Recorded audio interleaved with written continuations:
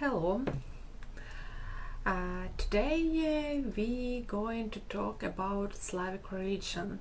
First of all, I would like to tell everybody who probably don't know me yet. Thank you for following my page. I am guide and also historian from Ukraine. And every week I make live video about Ukrainian history, from the old time to the nowadays. So actually we are in the beginning of our time, our era.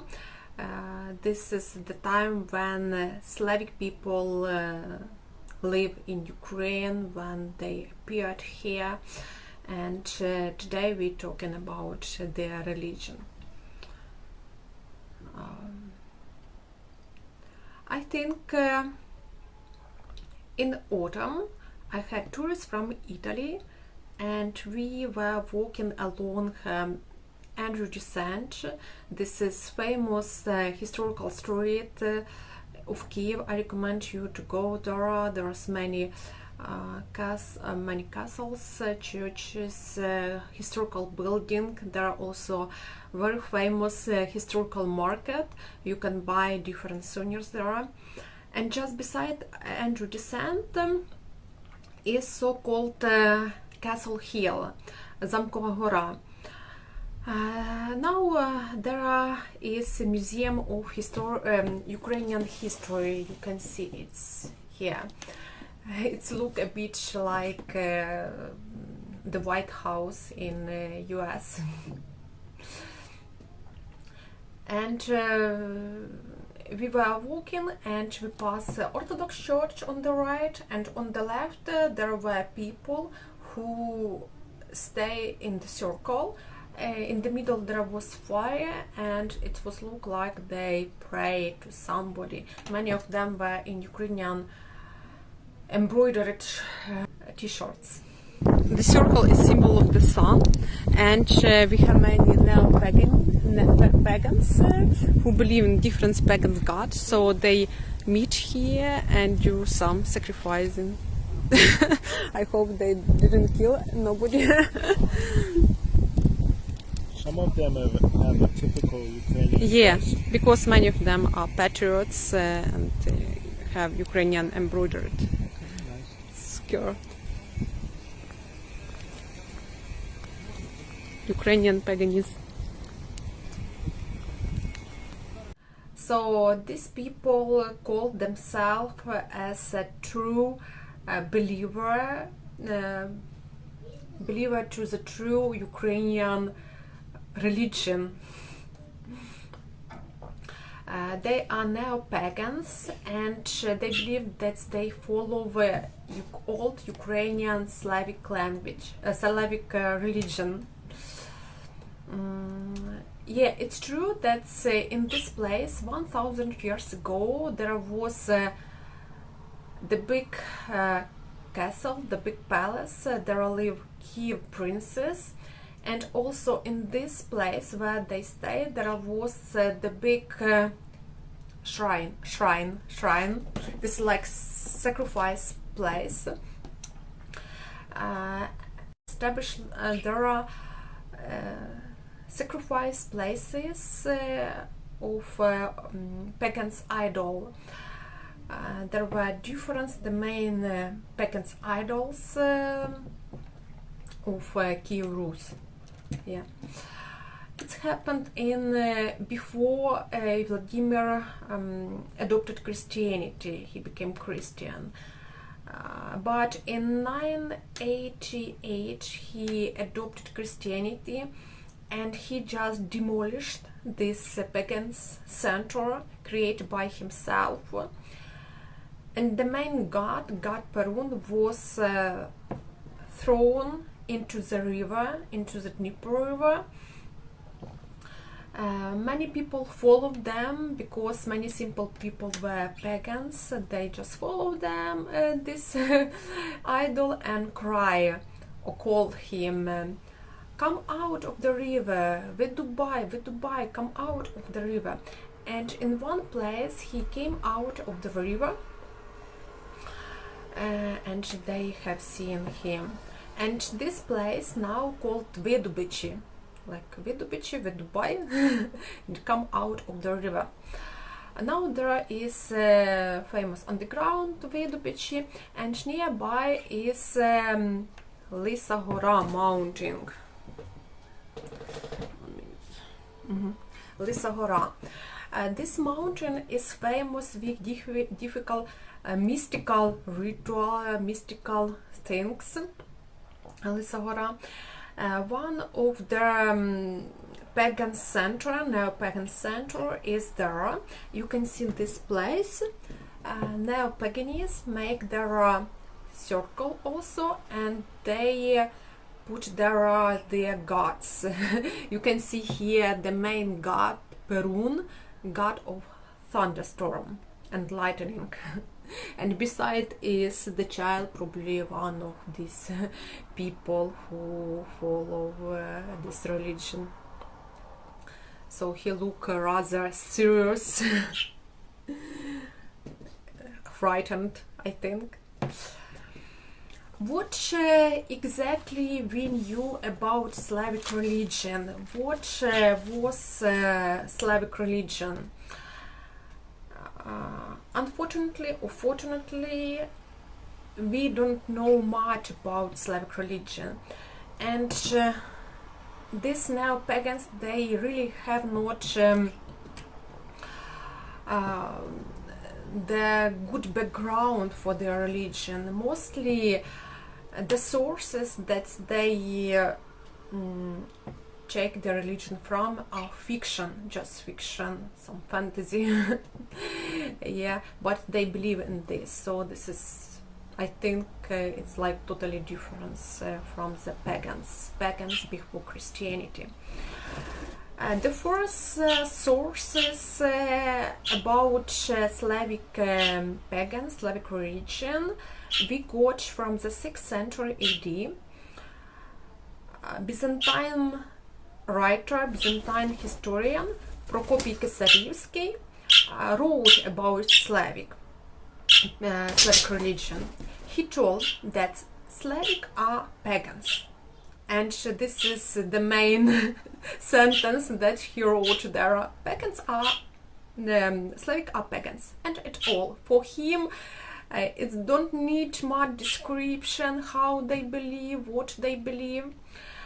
He wrote that one god, that they have many gods, but the main god is creator of lightning, is the only lord of them. To him they do sacrificing. They sacrifice an ox and all sacrificial animal to this god. For example, he explain, when Slavic people go for the war, they swear to their god, if you help us, we come back and make for you the big sacrificing, yeah, and always they do their promise. Also, he mentioned that Slavic people had many gods, for example, forest gods, some goblins, you know. If in Western Europe it's more popular sea maiden, we have forest maiden called Rusalka. Now on in YouTube you can find Ukrainian cartoon called Rusalka also. And Ukrainian poets Lesya Ukrainka wrote about Rusalka as well. And actually, till the 11th century, we don't know nothing more about Slavic religion. It's all. Another was after Ukrainian became Christian, here were many Christian historians who were against pagans, and we knew about paganism just from them. Another interesting story was happened in the beginning of 20th century. I told you about fiction, that's neo-paganism have fiction, yes, fiction religion. In the beginning, one of the most important book for them, sources for them, is so-called Velesova Kniga. This is the book that's probably, they believe that it was written in the Slavic time, in the 6th, 9th century. It was the story in the beginning of the 20th century. One man found a book that's had, this is Rusalka, by the way, that had Slavic writing. You can see Slavic words here. And according to him, there were wooden plaques, and somebody copied these wooden plaques and make a book of this. This book was published after in the US, even he moved to US, and also in Ukraine. And many nationalists, many patriots, they believe that this book is true. Just actually about 10 years ago, Russian historian, he told that this is fiction. He made researching and he approved that this is just fiction, it's not true. And many Ukrainian historians, they do not recognize this book.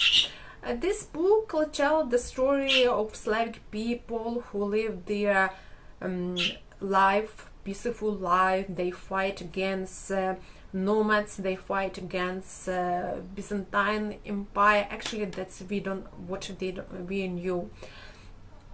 And about their religion, about their gods, Perun, Veles, different gods, yes, we knew. But historians told that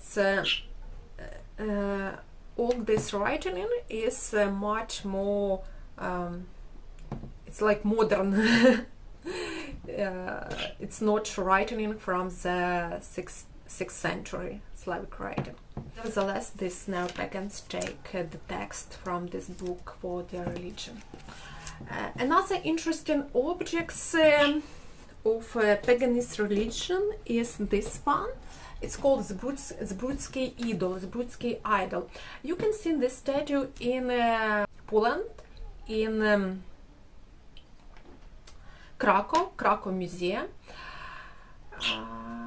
This statue was found in the middle of the 19th century on the border of Ukraine and Moldavia. In that time, this area belonged to Austro-Hungary. There lived many noble people, and on the yard of the noble people, this nobleman, just in underground was found this idol.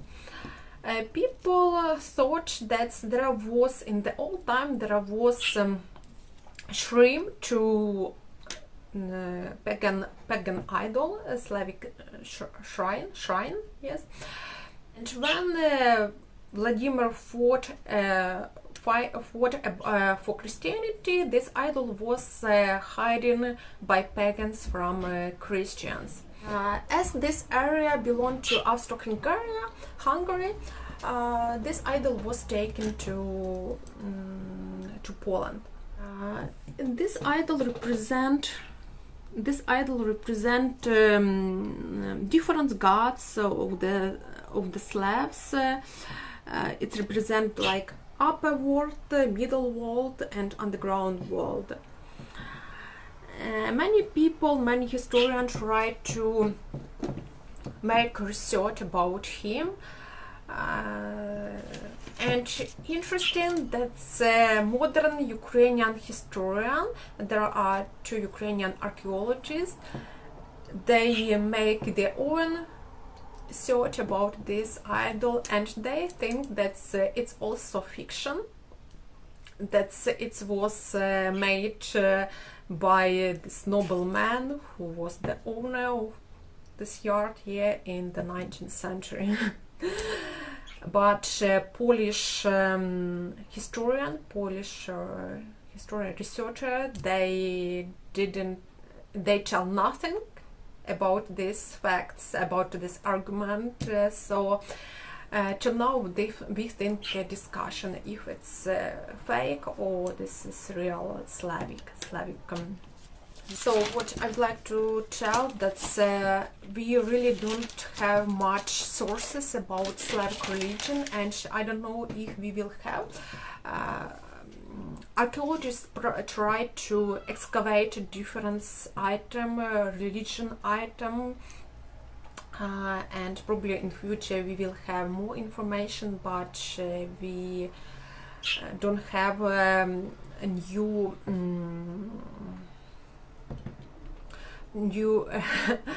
like text about new sources, historical sources about Slavic people. Interesting that this god was made of the limestone, of stone, but Slavic people make gods mostly from the wooden. They make them wooden. Nevertheless, I would like to tell that till now we have some kind of the Christian pagans religion, because Vladimir the Great, he didn't clean all pagans ritual. Anyway, we have something till now, but it was really very good that he adopted Christianity. In that time, paganism, it was totally old style, and all European rulers, they were Christian. And if you are pagans, they didn't make agreement with you, they didn't make some dealing with you. You should be Christian for this. So Prince Vladimir, he understand this, that is why he adopted Christianity, actually Orthodox Christianity. So in next time, in the next part, I will tell you about Kiev Rus, this Slavic state, the best Slavic state of their different state, yeah, Kiev Rus, and we will see where Ukrainians came from. So thank you for watching, and see you soon.